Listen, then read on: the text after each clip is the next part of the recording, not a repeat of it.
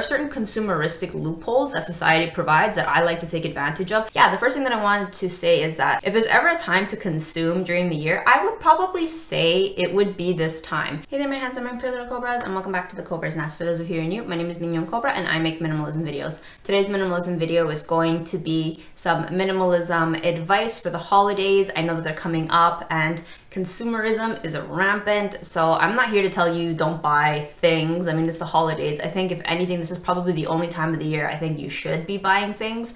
So yeah, we're going to be talking about a minimalist guide, minimalist perspective on consumption during the holidays. So without further ado, let's just get into the video. Let's get it, let's go. Woo.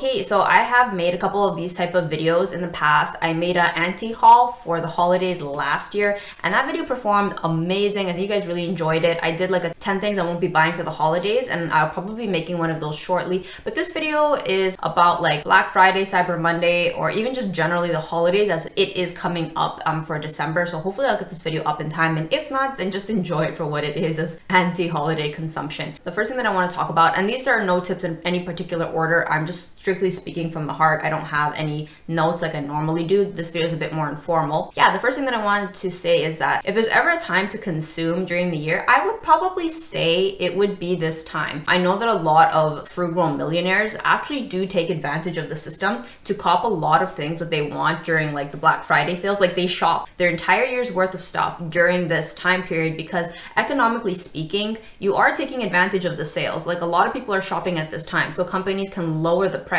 and still make a profitable margin. So I know that a lot of people will be like, you don't need that right now, and you don't need this, and it's true, and I will make a video on things you don't need, but this is an excellent time to pick up, say, a swimsuit if that's something that you wanted to buy. Why pay for it full price in summer when you do need it, when you could buy it now and have it for later? These are more like advanced minimalism tips. I would say beginner minimalism tips are, if you don't need it right now, you really shouldn't be buying it.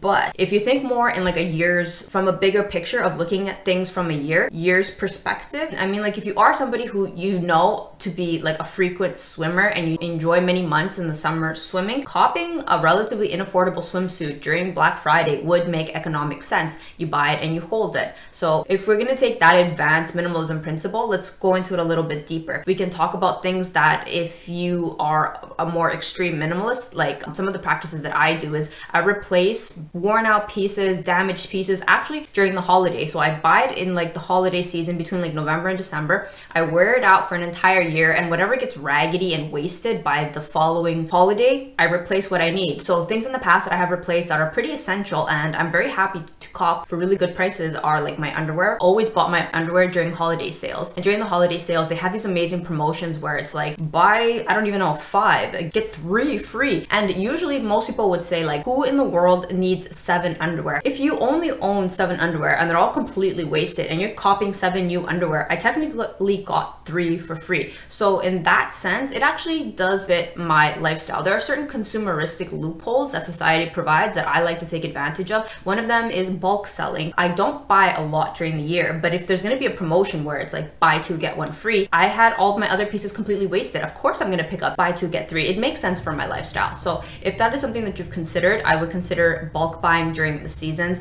And I just use the underwear as an example. Maybe you need some new dress shirts. Maybe you need a new pair of shoes. Maybe, I'm not sure. But what you can do is evaluate what is in your closet or what is in your life that needs replacing or upkeeping and purchase that. Okay, the next thing that I want to talk about is gifts. So during the holidays, there's a lot of like, we all know like this weekend is for like time with the family, this weekend is for the friends, this weekend is with the cousins. So there's a lot of gift giving that happens a lot during the holidays, and I know that there's a little bit of taboo with re-gifting gifts. So obviously you want to use common sense, be considerate of people's feelings when doing this. But the tip that I'm going to give is you can consider re-gifting. You can take something that you're just not going to use, or you were going to donate anyway, and maybe the person doesn't need to know, and you can pass it on to somebody else. Like for example, maybe your cousin will never meet your coworker, so they'll never know you re-gifted those socks. What I'm trying to say is this is a more frugal and also less wasteful tip that I can give. I picked this up actually in Do Less, that minimalism book. I had never heard of the concept of re-gifting till I read that book. For me, I thought gifts were like sentimental objects that people gave you even if you didn't like it out out of, I don't even know, goodwill. You're supposed to use up the product or use the gift that somebody gave you. And when I read that book that you can re-gift, I was like, you can do that? So if you've never heard of re-gifting, that is something you could consider. If you are not going to open the package or not use up the product, you can pass it all along, wrap it up differently. Hopefully remember to take out the card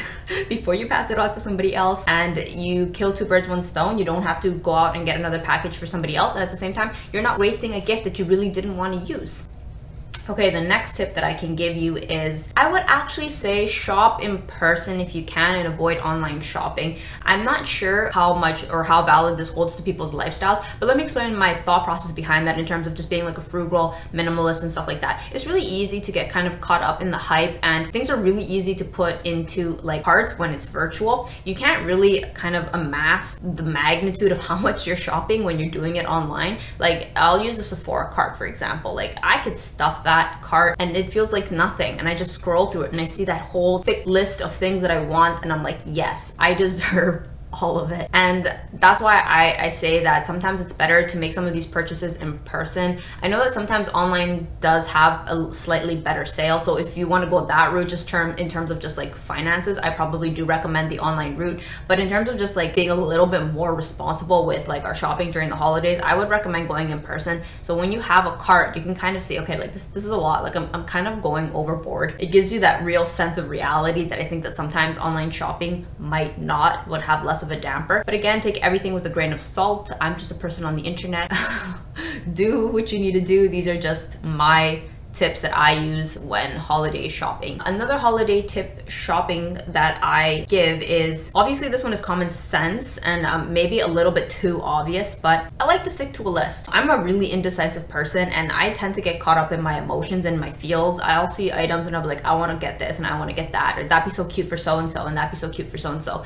But when I make a list, the list acts kind of like the parent for me. It kind of acts like the guideline and the restrictor that kind of keeps me in check and is like, okay, that's enough. Like, the list says get this, get that. It also helps prevent me from like missing people. Like, when I go through my list, I'm like, oh, okay, I need a gift for so-and-so. Is there anyone else that I'm forgetting? The list, when it's all there, it just, at the very least for me, it takes away that stress of me wondering. Like, when you're at the store, I find that I struggle to remember things that, like, when I'm at home, if I'm just like, oh yeah, I need to do this, and then I get to the store and then it's like, I'm overwhelmed by everything else that's going on, and it's like, I forget this and I forget that. And my time, especially now that I'm working like full time, I don't have time to be running back and forth the same way that I did when like I was in like university, for example. I don't have the weekends off. So with that alone, I have to be more time efficient. So if time is also a struggle for you, I recommend writing a list or creating a list before you go out and do your holiday shoppings. All I want to say is that you should enjoy the holidays. You should use it however you want. I know that a lot of minimalists are very anti-gift giving during Christmas, and if that is something that is part of your lifestyle or something that you're aspiring to do, some advice that I could give about that is try your best to not offend anybody when you let people know that this is more of a personal financial choice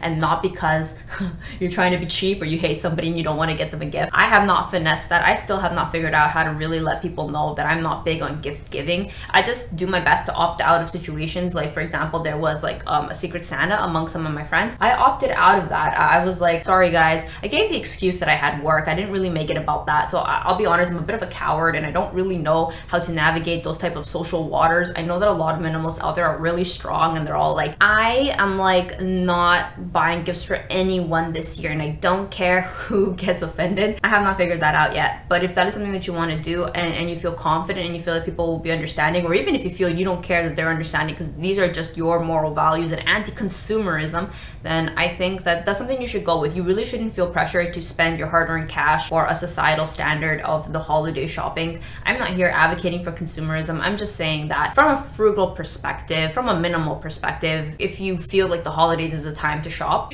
you should do it without feeling guilty. And if you feel like you don't want to shop, then don't shop. You owe no one any explanations. Comment down below if you agree with this. If you ever think there's a time to shop, now is the time during the holidays, or if you're like really anti-holiday sales and you just look the other way when it comes to holiday sales. Okay, I'll see you guys in the next one. Thanks for watching. Bye.